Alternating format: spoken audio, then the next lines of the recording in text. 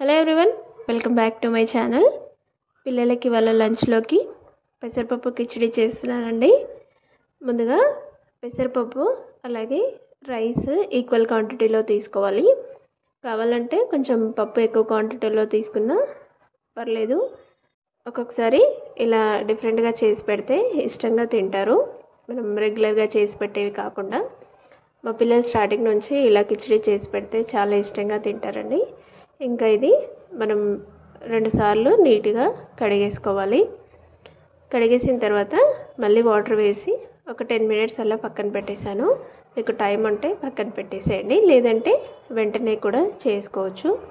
ఇలా వాటర్ వేసి ఒక 10 మినిట్స్ పక్కన పెట్టిన తర్వాత నేను ఇదైతే కుక్కర్లోకి వేసుకున్నాను. కుక్కర్లోకి వేసేసి అందులో సరిపడా వాటర్ అయితే వేసుకోవాలండి.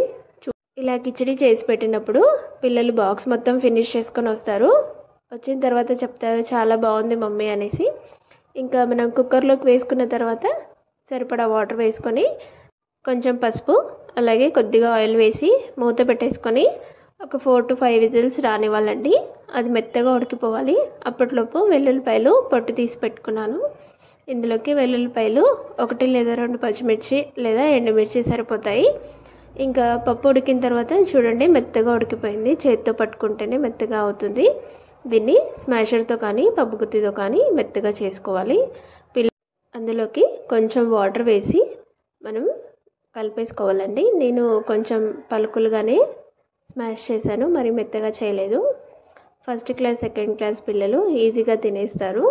ఇది 1 year కంప్లీట్ అయిన వాళ్ళకు కూడా చాలా బాగా పెట్టొచ్చండి. రెగ్యులర్గా పెట్టొద్దు, వీక్లీ వన్స్ పెట్టినా సరిపోతుంది. వాళ్ళు చాలా ఇష్టంగా తింటారు. కొంచెం సాల్ట్ వేసేసుకొని ఒకసారి కలిపేసుకొని మనం దాంట్లోకి పోపు వేసుకోవాలి. రెగ్యులర్గా మనం పప్పు అవి చేసుకున్నప్పుడు పెట్టుకుంటాం కదా, సేమ్ అలాగే పెట్టుకోవాలి. వెల్లుల్లిపాయలు తీసి పెట్టాను కదా, అది మెత్తగా దంచి పెట్టుకున్నాను.